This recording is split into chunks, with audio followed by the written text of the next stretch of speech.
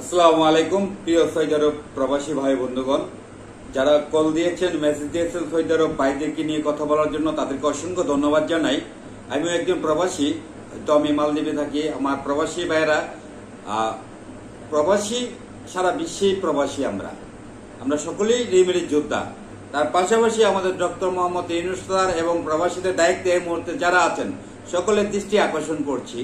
প্রতিনিয়ত আমার প্রবাসী ভাইয়েরা সৌদি আরব থেকে ভিডিও আপলোড দিচ্ছে যে সৌদি আরব প্রবাসী ভাইয়েরা নতুন যারা গিয়েছে তারা কিন্তু হাজারে কিন্তু রাস্তাঘাটে, বাজারে, জঙ্গলে শুয়ে আছে।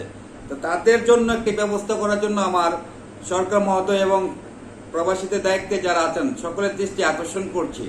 আজকে প্রবাসীদেরকে নিয়ে কথা বলেন, প্রবাসীদেরকে নিয়ে বাস্তবতা করার জন্য বিনীতভাবে অনুরোধ করছি। প্রবাসীরা রিমিটের যোদ্ধা, প্রত্যেকটা মহা বিপদের সময় আমরা প্রবাসীরা বাংলাদেশের পাশে দাঁড়াই, বাংলাদেশের অর্থনীতিকে চাঙ্গা রাখি। এই প্রবাসীদের অধিকাংশ দেশের উন্নয়ন হয় বাংলাদেশি প্রবাসীদের জন্য। সেই প্রবাসী ভাইয়েরা প্রতিনিয়ত কিন্তু আপলোড দিচ্ছে। এখানে কি মন্ত্রী মহোদয়, এমপি, আশেপাশে যারা আছে তারা কি কখনো এই নেট দুনিয়ায় এই প্রবাসী ভাইগুলো যে এই বিপদে পড়ে আছে আবেদন জানাচ্ছে সৌদি রাষ্ট্রদূতের কাছে, সৌদি দূতাবাসের কাছে, তাদের নজরে আসার জন্য? এই প্রবাসী ভাইরা যারা নতুন গিয়েছে, পুরাতন যারা গেছে তারা সেটেল হয়ে গিয়েছে, এবং নতুন যারা গেছে তাদের উদ্দেশ্যে বলছি ভাই, অনেকেই আপনাদের জন্য অনেক প্রবাসী সৌদি আরব প্রবাসী ভাইরা কল দিয়েছে। এই আপনাদের উদ্দেশ্যে বলছি, দয়া করে হয়তো আপনারা লাখ 5 থেকে 6 লাখ 7 লাখ টাকা অপচয় করে গিয়েছেন, ধৈর্য ধরে একটু থাকার চেষ্টা করুন।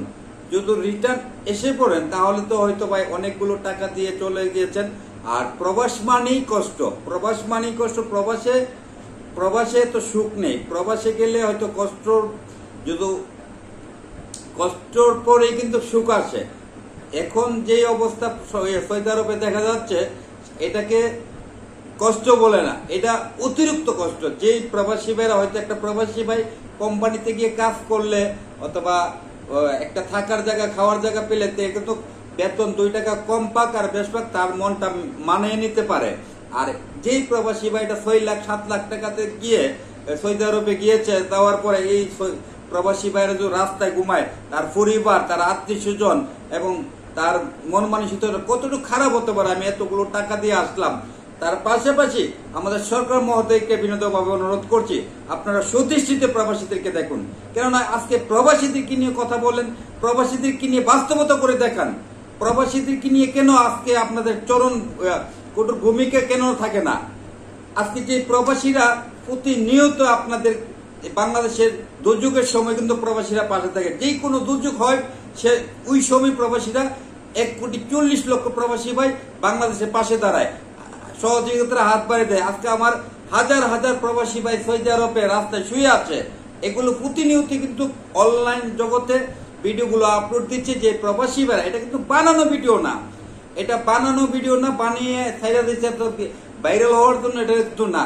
সরাসরি যারা কেউ সাংবাদিকতা করে না, যাদের হাতে অ্যান্ড্রয়েড ফোন আছে, তারা কিন্তু এই আমাদের প্রবাসী নতুন প্রবাসী রিমিটি যোদ্ধা ভাইরা যখন সৌদি আরব যাচ্ছে, রাস্তাঘাটে যখন শুয়ে আছে, তারা কিন্তু দূর থেকে ভিডিওগুলো করে আপলোড দিচ্ছে, যেন আমাদের বাংলাদেশের রাষ্ট্রদূতের কাছে এবং সৌদি আরব রাষ্ট্রদূত যারা আছে তাদের নিকটে আসে, যেন বাংলাদেশ সরকারের নিকটে আসে। তারা ওনারা কি করে ওখানে? আজকে প্রবাসীদের কি নিয়ে কেন অবহেলা করছেন? দয়া করে যে প্রবাসী ভাইরা সৌদি আরবে আছে, আমাদের সরকার মহোদয় এবং যারা প্রবাসীর দায়িত্বে আছে বাংলাদেশে, রাষ্ট্রদূত, প্রত্যেকটা দেশের রাষ্ট্রদূত চেষ্টা করে প্রবাসীদেরকে সুযোগ সুবিধা দেওয়ার জন্য। হয়তো এই রাষ্ট্রদূতের কথা আর বাংলাদেশ সরকারের কথা কিন্তু এক নয়। যদি বাংলাদেশের সরকার যদি সৌদি আরবের সরকারের সাথে একটু ভালোভাবে কথা আলাপ আলোচনা করে, আমার যে প্রবাসী ভাইরা নতুন গিয়েছে, যদি তাদের কাজ না থাকে, কেন আমাদের বাংলাদেশিদেরকে নিবে? যদি আমাদের ডক্টর মোহাম্মদ ইউনূস সাহেব এখন বর্তমানে দায়িত্বে আছেন, আমি বিনীতভাবে অনুরোধ করছি, ওনার নিকটে ভিডিওটা আসলে উনি যেন দ্রুত অবস্থা আমার সৌদি আরব প্রবাসী ভাইদের পাশে দাঁড়ানোর জন্য বিনীতভাবে অনুরোধ করছি, এবং সৌদি আরবের সরকারের সাথে কথা বলে যারা সৌদি আরব নতুন গিয়েছে তাদেরকে যেন সুযোগ সুবিধা করে দেওয়ার জন্য বিনীতভাবে অনুরোধ করছি। আজকে প্রত্যেকটা প্রবাসী ভাই অনলাইনে এসে আবেদন জানাচ্ছে, আর বাংলাদেশে তারা রাজনীতি নিয়ে আলাপ আলোচনা করে, প্রবাসীদেরকে নিয়ে আলোচনা করে। বাস্তবতা আজকে প্রত্যেকটা রাজনীতিবিদের হাতে মোবাইল আছে, কেন তারা এটা নিয়ে সরকারের সাথে কথা বলে না? কেন কথা বলে না? প্রবাসীরা রাস্তায় কেন ঘুমাচ্ছে? 7 লাখ 8 লাখ টাকা 6 লাখ টাকা দিয়ে সেটা সৌদি আরব গিয়েছে, দেওয়ার পরে তারা কেন রাস্তায় ঘুমাবে? বিনীতভাবে অনুরোধ করছি, দ্রুত অবস্থায় আমাদের সৌদি প্রবাসী ভাইদের দিকে সুদৃষ্টিতে তাকিয়ে, প্রত্যেকটা দেশের প্রবাসী ভাই আজকে বাংলাদেশিদেরই যে কোনো দেশে গেলে অবহেলা হয়ে থাকে। অন্য দেশের লোকজন কিন্তু আসে, তারাও কিন্তু আসার পরে এত রাস্তাঘাটে শুয়ে থাকে না। আমাদেরকে অনেকে বলতে পারবেন ভাই ওনারা যায় কেন? আর আমি বাংলাদেশের প্রিয় ভাইদেরকে বলছি, হয়তো হাজারো কিলোমিটার পথ পাড়ি দিয়ে প্রবাসে যাচ্ছেন, নতুন যারা যাবেন, দয়া করে ফ্রি ভিসা বলতে যে শব্দটা, সেই ফ্রি ভিসা না যাওয়ার জন্য আমি অনুরোধ করছি।